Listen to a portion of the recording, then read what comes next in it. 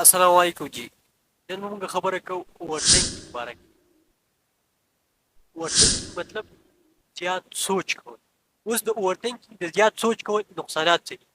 اوورثینکینګ د وجې نه موږ ته کم نقصانات کاس کېدی شي. د ټولو نه اول ثینکینګ موږ ته سټرس، ډپریشن او انزایټي کاس کوي.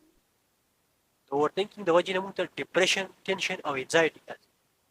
دویم نمبر اوورثینکینګ زموږ خوب خرابوي، موږ ته انسومیا کاس کوي، موږ ورته بېخوبي وایو. د نوې شپې پورې سوچونه کوي، تر سهاره پورې به سوچونه کوي او شپه به په تا باندې دغه شان تېره شي، ته به پکې ټکی خوب ونه کړې د اوورثینکینګ د وجې.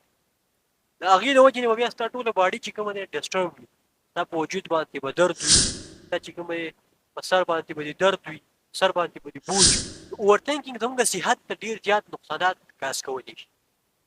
اوس د اوورثینکینګ علاج سلوشن څه دی؟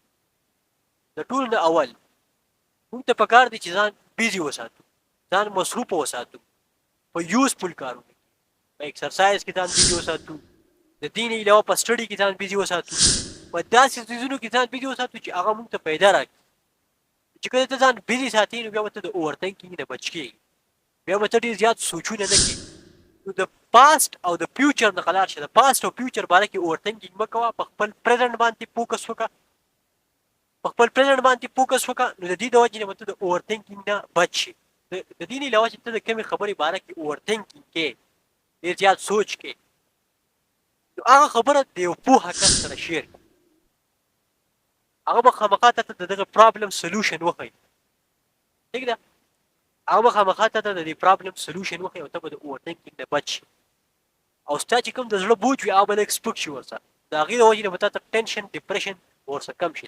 بل دا چې ته د کمې خبرې د وجې نه اوورثینکینګ کې ډېر زیات سوچ کې، په سوچونو کې اخته شوی، هغه خبره د یو پوهه کس سره شیر کړه، دا به تا ته خامخا د دغې پرابلم سلوشن وښیي. بل دا چې ته ګهري سانس په قلاره قلاره آهسته آهسته سا بهر تر اوباسه. ټیک ده که نه؟ سا بهر تر اوباسه او دلته کوه. نو د هغې د وجې نه هم ستا د زړه چې کوم بوج وي هغه ورسره کمېږي او ستا ټینشن، ډپریشن ورسره ختمېږي.